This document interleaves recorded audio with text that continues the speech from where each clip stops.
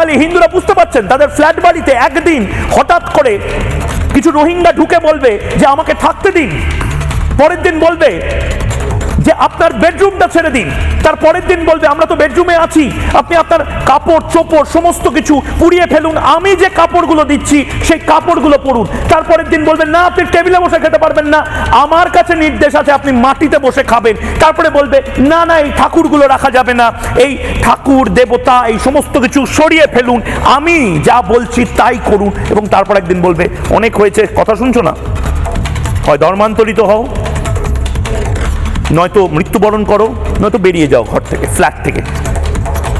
Breaking news এই মুহূর্তে, এই রেকর্ড সংখ্যক ভোট, সেটা এমনি এমনি হয়। এই মুহূর্তে যে খবর আসছে আমাদের কাছে, অবিশ্বাস্য নাম্বার এই মুহূর্তে আসছে, রেকর্ড ভারতের ইতিহাসে বাংলায় প্রথম দফার যে ফেজ, সেই ফেজে এই মুহূর্তে খবর আসছে 92% ভোটদান হয়ে গেছে। প্রায় প্রথম দফায় 92% ভোটদান, সব থেকে বেশি ভোট।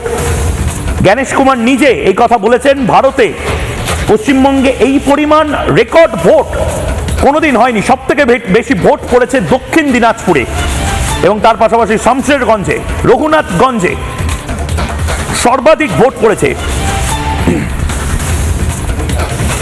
2021-এর থেকে অনেক বেশি ভোটদান এই মুহূর্তে।